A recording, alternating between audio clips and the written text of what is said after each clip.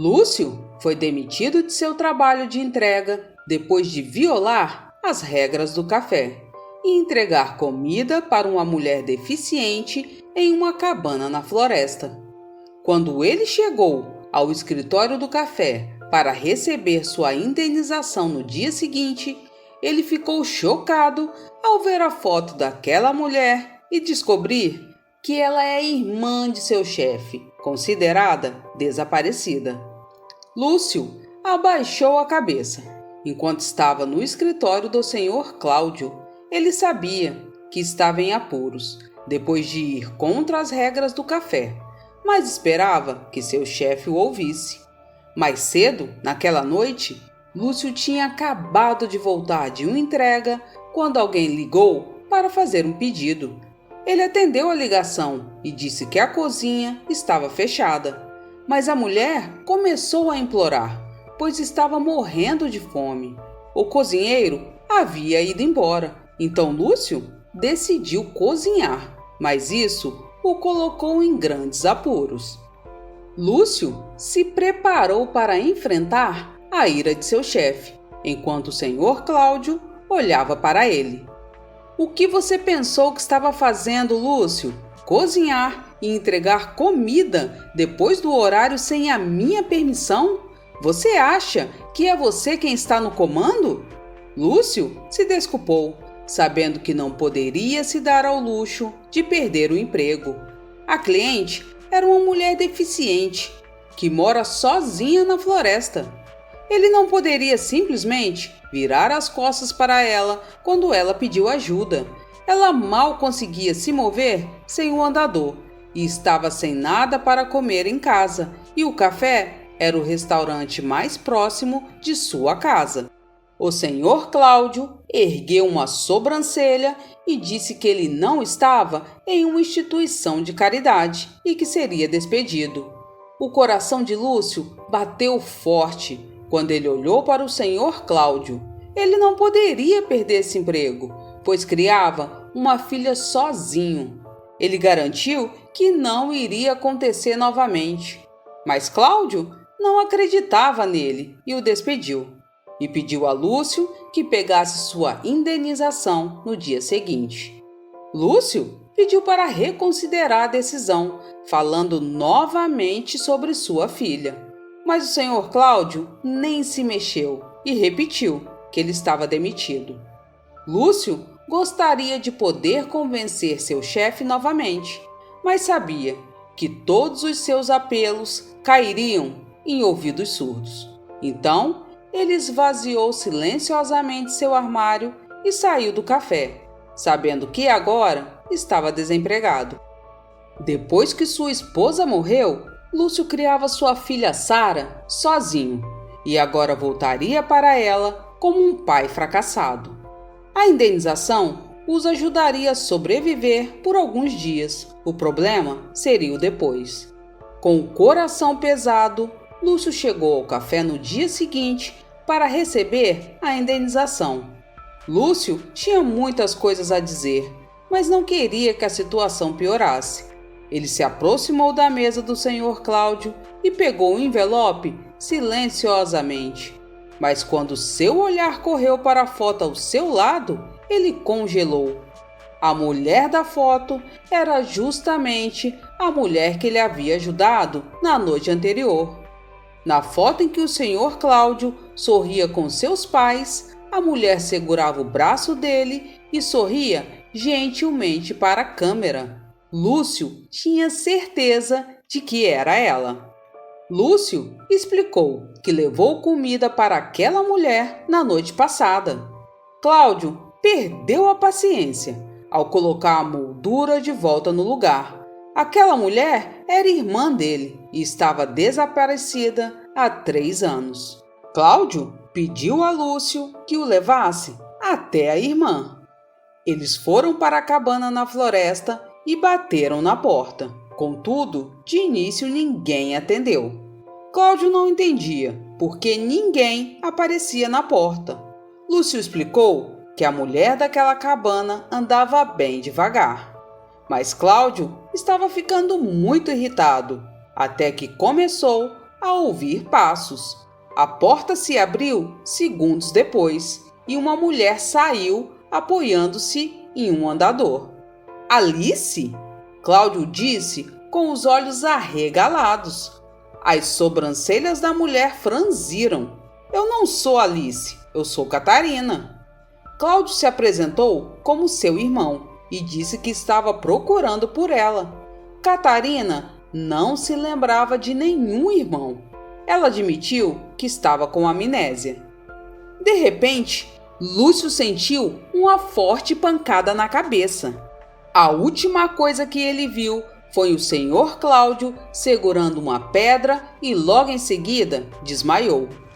Quando Lúcio acordou, já era de noite. Sua cabeça latejava. Ele olhou ao redor e viu uma pequena janela em algum lugar no alto da parede, onde entrava um raio de luz. Mal ele conseguia ver alguma coisa. Seus pulsos e pés estavam amarrados. Lúcio olhou freneticamente em volta, em busca de algo que pudesse ajudá-lo. De repente, ele avistou algo. Lúcio caiu de lado e rastejou até o objeto brilhante. Ao se aproximar, Lúcio percebeu que era uma foice velha. Ele a pegou com a boca e segurou com força entre os dedos dos pés, enquanto rastejava até a área mal iluminada. Lúcio se equilibrou, enquanto cortava as cordas em volta dos pulsos. Liberando as mãos, ele baixou a foice no colo e rapidamente desamarrou os pés. Lúcio estava preso no porão da casa de Catarina. De repente, Lúcio ouviu uma voz fraca. O som parecia vir de algum lugar próximo e ele seguiu sua direção. Enquanto subia lentamente as escadas, Lúcio percebeu que era a voz do Sr. Cláudio e parecia vir de um quarto. Lúcio espiou pela fresta da porta do quarto e viu Catarina amarrada a uma cadeira por cordas. Cláudio estava com uma faca e ele sabia que não havia tempo a perder. Ele invadiu a sala e atacou seu ex-chefe, derrubando-o no chão. No calor do momento, o olhar de Lúcio foi atraído para uma jarra de vidro sobre uma mesa próxima. Ele agarrou e bateu na cabeça do Sr. Cláudio e ele desmaiou. Em seguida, ele removeu a fita adesiva da boca da Catarina e as cordas de seus pulsos. Lúcio disse que eles deveriam fugir e chamar a polícia, mas Catarina disse que Cláudio escondeu os celulares.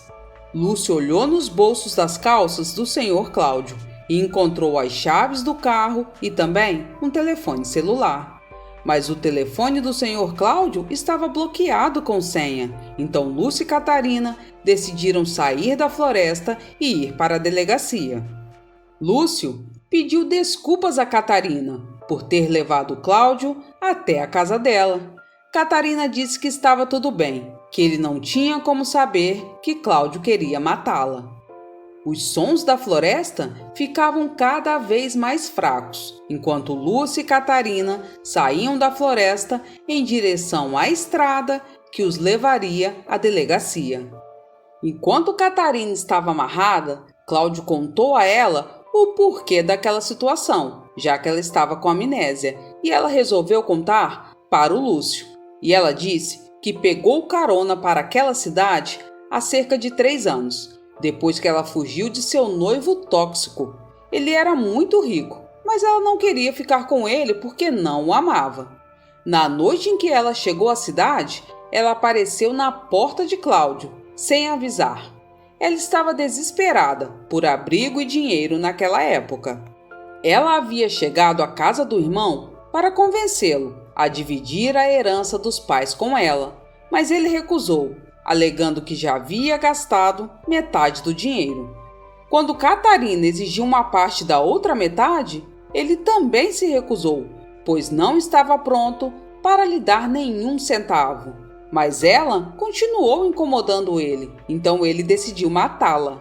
Ninguém, exceto Cláudio, sabia que ela havia fugido da casa do noivo, então ninguém iria procurá-la. Depois disso, a outra coisa que ela se lembra é que estava na cabana na floresta, mas não estava sozinha quando abriu os olhos. Ela conheceu um homem chamado Nick, que lhe disse que durante um acidente ela sofreu um ferimento na cabeça e acabou perdendo a memória. Em uma manhã, ela acordou e Nick simplesmente não estava mais lá. Suas coisas, suas ferramentas de jardinagem, roupas, tudo havia sumido. Mais tarde, ela descobriu que ele era um ladrão, que estava se escondendo da polícia há 2 anos. Lúcio sentiu uma pontada de tristeza pela maneira como Catarina se sentia tão mal e tentou confortá-la. De repente, o telefone de Cláudio, que estava com eles, tocou.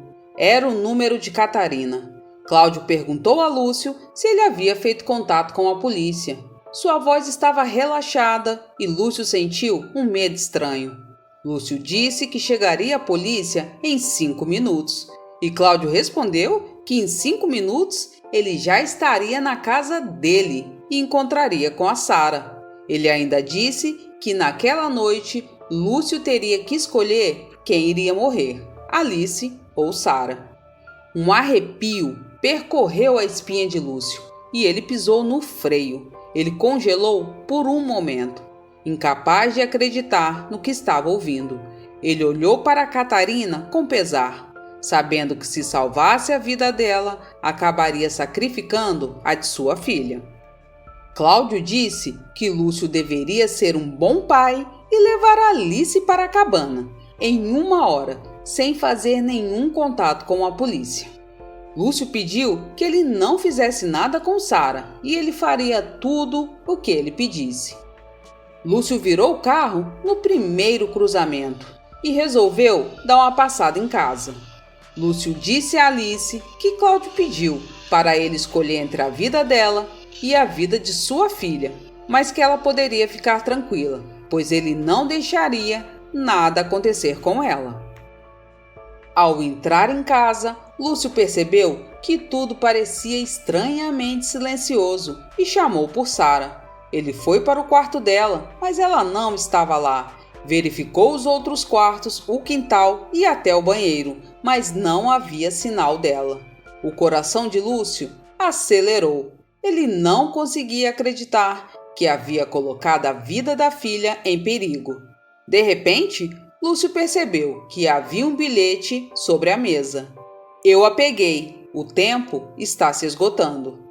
Uma raiva tomou conta de Lúcio enquanto ele lia o bilhete. Ele pegou um taco de beisebol e saiu furioso de casa. Lúcio engoliu as lágrimas, pisou forte no acelerador e retornou para a cabana na floresta. Ao se aproximarem da cabana, Lúcio pôde avistar 2 figuras do lado de fora. Seus olhos se arregalaram quando percebeu que um deles era o Cláudio, mas o outro era a Sara, com as mãos e os pés amarrados, os lábios selados com fita adesiva, e eles seguravam a faca contra sua garganta. Abaixe essa faca, Lúcio exigiu enquanto ele e Alice saíam do carro. Cláudio sorriu.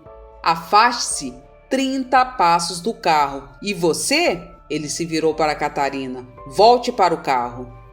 Quando Catarina voltou para o carro, Lúcio deixou cair sua pulseira com o GPS ativado no bolso da porta do carro, fingindo fechar a porta.